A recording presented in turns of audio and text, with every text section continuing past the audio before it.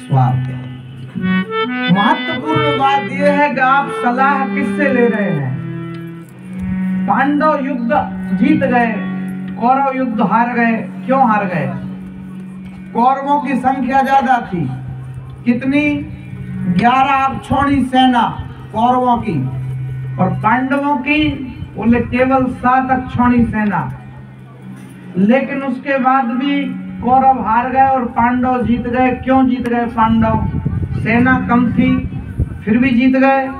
पांडव सलाह लेते थे श्री कृष्ण से, और कौरव सलाह लेते थे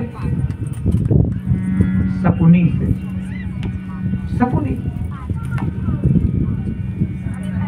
कृष्ण की सलाह पांडवों ने मांगी तो युद्ध जीत गए। बल से बुद्धि श्रेष्ठ है, बल से बुद्धि श्रेष्ठ। इसलिए अर्जुन को श्री कृष्ण ने गीता सुनाई, भीम को नहीं सुनाई। भीम बलवान, लेकिन बुद्धि नहीं। भीम को अगर गीता सुनाते तो क्या मतलब निकलता, बताओ आप। गीता सुनाई अर्जुन के लिए। ज्ञानवीर पात्र को दे देना उचित है, अपात्र को ज्ञान भी नहीं देना चाहिए। तो मूर्ख को समझाए से ज्ञान गांठ को जाए। जो गुरु मिले विरंची सम, ब्रह्मा जी जैसे गुरु मिल जाए तब भी बोले मूर्ख को नहीं समझा सकते। फूले फरे न बेंत, बेंत एक पेड़ होता है, वो कभी फलता फूलता नहीं है। यद्यपि सुधा बरसे जलधि, सुधा मतलब अमृत की भी बारिश उस पे क्यों ना की जाए, तब भी वो फलता फूलता नहीं है। और ब्रह्मा जी जैसे गुरु आकर के भी मूर्ख को समझाए तो मूर्ख समझ नहीं सकता। किसी ने पढ़ा, बड़े सेठ जी थे, बोले गलत लिखा है, गलत लिखा है। मूर्ख भी सुधर सकता है। हम मूर्ख को ही नौकरी देंगे। इश्तेहार छपवा दिया अखबार में, दुनिया भर के मूर्ख आ गए ऑडिशन देने। एक मूर्ख सिलेक्ट हुआ, उसको सेठ जी ने नौकरी पे रखा। नौकरी पे तो रखा, वो सुनो एक काम करो, क्या घोड़े को पानी दिखा लाओ। सुबह से गया, शाम हो गई, सेठ जी कह रहा अब आ रहा, अब आ रहा, अब आ रहा। सूर्य अस्त होने को है जब आ रहा घोड़ा को पकड़ के। बोले इतना टाइम लगता है घोड़े को पानी पिलाने में? बोले पिलाने में? आपने कहा कि दिखा लाओ। ये पी रहा था, हमने कहा हम पीने नहीं देंगे। सेठ जी ने कहा कि दिखा लाओ। तो ये अपनी तरफ खींचे हमको घोड़ा, हम अपनी तरफ खींचे। फिर क्या, सवेरे से शाम हो गई तो हमने एक बूंद पानी नहीं पीने दिया। हम कोई घोड़े से कम है? आपने नौकरी पे रखा है। सेठ जी ने कहा यार कुछ काम मन से कर लिया करो, जैसे हमने तुमसे कहा कि घोड़े को पानी दिखा लाओ, मतलब पिला लाओ। अब आगे से मन से करेंगे। जाओ सब्जी ले आओ। क्या क्या ले आना? आलू, भटा, टमाटर, बैगन। गया, उतना ही सामान लेके आ गया। सेठ जी ने कहा यार कुछ मन से कर लिया करो, जैसे सलाद मन से खरीद लेते, धनिया, हरी धनिया, धना की पत्ती, मिर्ची, एकदम हरी मिर्ची, ये मन से ही ला सकते थे। हम मन से करेंगे। सेठ जी बीमार हो गए, अस्पताल में भर्ती। जल्दी पर्चा लिखा डॉक्टर ने, दवाई ले आओ, दवाई ले आओ। ये दवाई लेने गया, सेठानी परेशान, अब आ रहा है, अब आ रहा है। वो आए नहीं। सांझ हो गई, सामने से चला आ रहा है दवाई लिए, और 3 मीटर सफेद कपड़ा। सेठा ने पूछा ये क्या है? ये दवाई। और ये कफन। कफन काहे को चाहिए? बोले सेठ जी कहते कुछ काम मन से किया करो। तो इसकी जरूरत कहाँ है? बोले सेठ जी से मर गए तो आगे कफन की जरूरत तो पड़ेगी कि नहीं? अरे बोले उन्हें आराम लग गया, वो ठीक हो गए, जाओ उसको फेंक के आओ बाहर डस्टबिन में। उसने कहा अब आराम लग गया, आप ठीक हो गए, रख लो घर में, कभी तो मरेंगे। जब मरेंगे जब उपयोग में ले लेना। सेठ जी होश में आए, उन्होंने कहा यार इसको नौकरी से हटाओ। नहीं सुधार सकते। तो मूर्ख को तो सुधार ही नहीं सकते। मूर्ख हृदय न चेत, जो गुरु मिले विरंची सम। सही लिखा है, ब्रह्मा जी जैसे गुरु भी मिल जाए तब भी मूर्ख का हृदय नहीं चेत सकता। लिखा तो शास्त्रों में बिल्कुल ठीक है। कह दिया कि 2 वरदान मांगना, अपने पुत्र को राज्य और राम को वनवास। सुत ही राज राम ही वनवास, जय राम जय राम जय जय राम। भयहु पाल दिन सजल समाज, श्री राम जय राम जय जय राम। तुम पाई श्री राम जय राम जय जय राम। तुम पाई श्री राम जय राम जय जय राम। 15 दिन इस नगर को सस्ते हो गए, तुम्हें हम अगर नहीं बताते तो पता नहीं चलता। राम राजा बनने वाले, षड्यंत्र चल रहा है। तुम बताओ क्या करें? पुत्र को राज्य मांगो, राम को वनवास मांगो। देंगे क्यों नहीं देंगे? याद करो वो समय, स्त्रियां भी पहले वीर हुआ करती थी, आजकल तो होती हैं, तो पहले और ज्यादा हुआ करती थी। लड़ने के लिए कैकेयी गई, देवासुर संग्राम। रथ का जो पहिया उसकी खील निकल गई। कैकेयी ने खील की जगह पर उंगली डाल दी, युद्ध जीत गए। देखा तो उंगली से खून निकल रहा, हाथ से। ये क्या? बोले रथ पलट जाता, पहिया निकल जाता, मृत्यु हो सकती थी। दशरथ ने कहा ऋणी है, तुमने प्राणों को बचाया, वरदान मांगो। सब है, मांगो मांगो, क्या चाहिए? 1 नहीं 2 मांगो, नहीं चाहिए। अरे जब मांगना है तब मांग लेना, वो समय आ गया है। राजा ने कहा था कि 2 वरदान जब मर्जी हो तब मांग लेना, कहा था कि नहीं? बोले बिल्कुल कहा था, अभी है समय, मांगो। भूपति राम शपथ जब करें, जब तक राम की शपथ ना खाएं तब तक वरदान नहीं मांगना। जब राम की शपथ खा लेंगे तो मना नहीं कर पाएंगे। रानी को भवन में चली गई। राजा ने सोचा रानी को बता करके आए, सूचना दे आए। दशरथ जी ने सोचा कैकेयी काम का रूप है,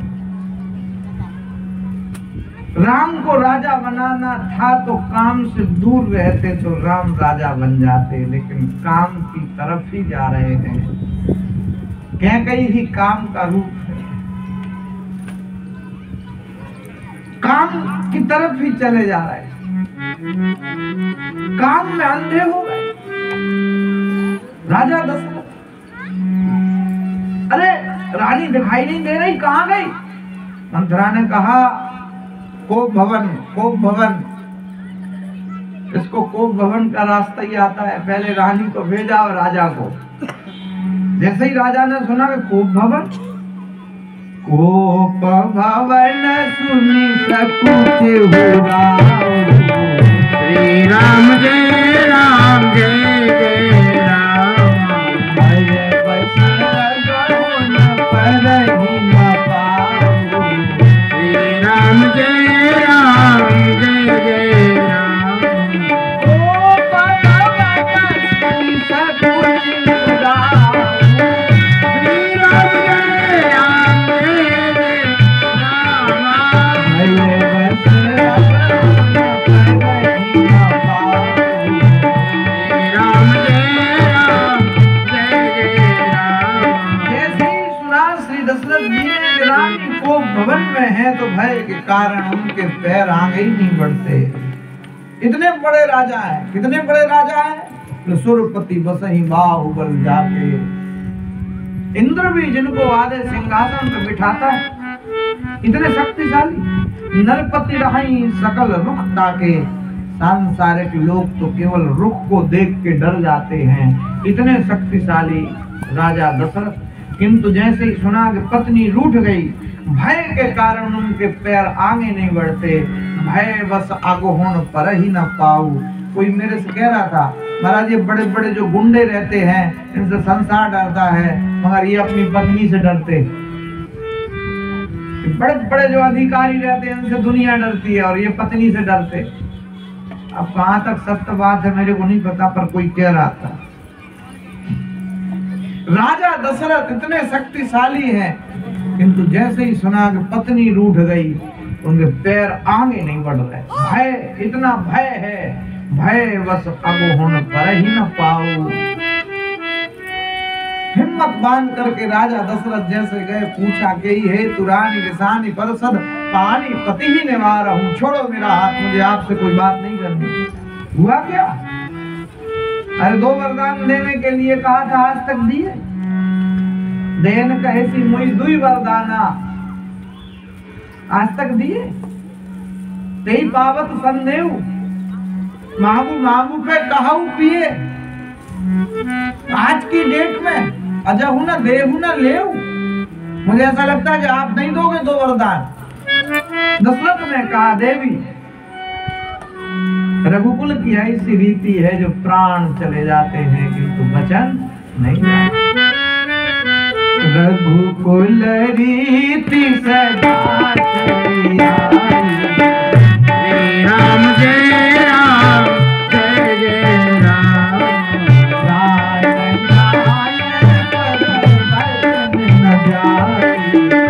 श्री राम जय राम जय जय राम। रघुकुल रीति सदा चली आई, श्री राम जय राम जय जय राम। प्राण जाए पर वचन न जाए, श्री राम जय राम जय जय राम। प्राण चले जाते हैं किंतु वचन नहीं जाते। रघुकुल की ऐसी रीति है, तुमको जो चाहिए जो मांग लो। वचन देता है दशरथ, तुम्हारी इच्छा को भी पूर्ण किया जाएगा। अरे भूल गया, बिसर गयो मेरो भोर सुहाव, मेरा भोला स्वभाव, इस कारण से भूल गया। कोई बात नहीं, अब मांग सकती हो तो मांगो, क्या चाहिए तुम्हें? रानी ने कहा, सुनहु प्राण प्रिय भावत मीका, देव एक वर भरत ही टीका। अरे भरत को राज सिंहासन पर बिठाओ, इतनी छोटी सी बात, मुझसे पहले ही क्यों नहीं कहा? मैंने तो भरत में और राम में कभी कोई अंतर नहीं समझा। चाहे तो दाईं आंख सिंहासन पर बैठे, चाहे तो बाईं आंख राज सिंहासन पर बैठ जाए, क्या फर्क पड़ता है? मोरे भरत राम 2 आंखें। मैं शंकर को साक्षी कह करके कहता हूँ, देवी सत्य कहो करी शंकर साक्षी। सत्य कहता हूँ, भगवान शंकर साक्षी। मैंने राम में और भरत में कभी कोई अंतर तो समझा ही नहीं। मेरी दृष्टि में तो दोनों बराबर ही। अभी दूसरा वरदान शेष है, तो कैकेयी ने हाथों को जोड़ लिया। मांगो वो दूसरा वर कर जोड़ी। समझिएगा, पहले वरदान में हाथ को नहीं जोड़ा, किंतु दूसरे वरदान में हाथ को जोड़ लिया। क्यों? पता है कि दूसरे वरदान मिलना थोड़ा मुश्किल है। इस दूसरी इच्छा को भी आप पूर्ण करना। गुरुबहु नाथ मनोरथ मोरी, मेरे मनोरथ को पूर्ण करना। दशरथ ने कहा, मांगो जो चाहिए। वचन देता है दशरथ, देंगे। कैकेयी ने कहा, तापस वेश विशेष उदासी, श्री राम जय राम जय जय राम।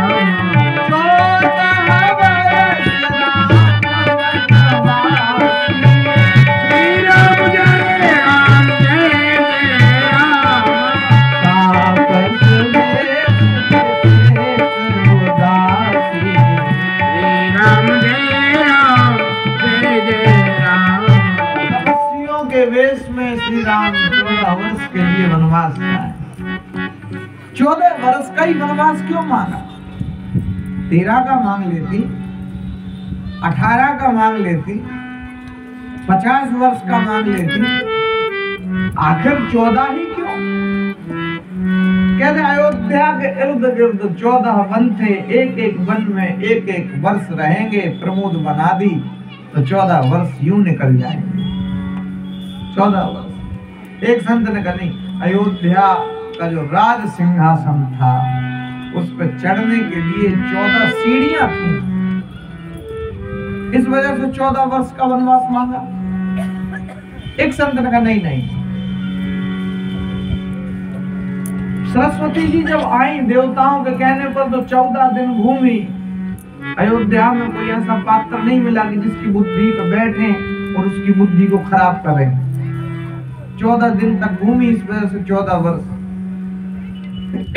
एक संत ने कहा नहीं, रावण को मरने में केवल 14 वर्ष ही शेष बचे थे, इसलिए तो 14 वर्ष का वनवास मांगा। रावण को मार के प्रभु श्री अयोध्या लौट आएंगे। गहराइयों में चौपाइयों को पढ़े तो एक ही चौपाई में तीनों को वनवास मांगा। तापस वेश, तपस्वियों के वेश में विशेष, शेष मतलब लक्ष्मण, शेष नाम के अवतार, विशेष जो शेष नाम के ऊपर शयन करते हैं, यानी विष्णु भगवान, यानी श्री राम। और दासी, उनकी जो दासी है अर्थात तो श्री लक्ष्मी, लक्ष्मी बोले तो सीता। 14 वर्ष राम वनवास, तीनों को वनवास मांग लिया, तीनों। दशरथ होश में आते हैं, बेहोश हो जाते हैं। कठोर कठोर कठोर वचन कैकेयी कहती, अति कटु वचन कहत कैकेयी, मानहु लौन जरे पर देही। राम ने तुम्हारा क्या बिगाड़ा जो तुमने राम को वनवास मांग लिया? देवी मुझे एक बात का दुख लगा, एक ही बात मोहे दुख लागा, बर दूसर असमंजस मांगा। तुमने जो दूसरा वरदान मांगा वो ठीक नहीं मांगा। आखिर तुम्हारा राम ने क्या बिगाड़ा? अभी भी वक्त है, मानो। अरे जैसे मछली तड़प तड़प करके प्राणों को त्याग देती है, अगर पानी से मछली को अलग कर दिया जाए, ऐसे दशरथ भी तड़प तड़प करके प्राणों को त्याग देगा अगर राम दूर हो जाएंगे दशरथ से। तो मानो मेरी बात, राम को वनवास मत भेजो। कैकेयी ने अपने आप को कठोर बना लिया, होश में आते बेहोश हो जाते, ऐसी दशा हो गई। भोर सुबह हुआ, अयोध्या के बाहर भीड़ लग गई। कहाँ ही उदित रवि देख, सूर्य उदित हो गया। जागे हु अजहु न अवधपति, अयोध्या के राजा जागे नहीं। कारण कवन विशेष, कौन सा कारण? सवेरे सवेरे सवेरे जल्दी जाग जाते थे। आज हमहु बड़ा अचरज लागा, पिछले पहर भूप नित जागा, अब तक नहीं जागे, ऐसा कौन सा कारण हो गया? हम आम लोग हैं, महल के भीतर प्रवेश नहीं कर सकते। सुमंत्र जी से रिक्वेस्ट की, आप भीतर जाइए और जरा पता लगाइए कि सब कुछ ठीक तो है। आज तो शुभ दिन है, श्री राम राजा बनने वाले। सुमंत्र जी भीतर गए हैं, देखा है सब उदास बैठे। क्या हुआ? दशरथ कहाँ है? बोले कैकेयी अम्बा के महल में। तो जब सुमंत्र गए, होश में आते बेहोश हो जाते। ऐसी हालत दशरथ की हो गई। सुमंत्र ने पूछा, अयोध्या का महामंत्री होने के नाते आपसे प्रश्न करता हूँ देवी, दशरथ की ऐसी हालत कैसे हो गई? बोले सब कारण राम है। राम क्यों? 2 वरदान जो मुझे अच्छे लगे मैंने मांगा, राम को वनवास, पुत्र को राज्य, कोई गलती की? राम को बुला के लेके आओ। सुमंत्र गए, श्री राम बैठे हैं अपने कक्ष में। और जब सुमंत्र को आते हुए देखा, मर्यादा शिष्टाचार तो कोई मेरे प्रभु श्री राम से सीखे। सुमंत्र का भी आदर मान सम्मान किया अपने पिता के जैसा।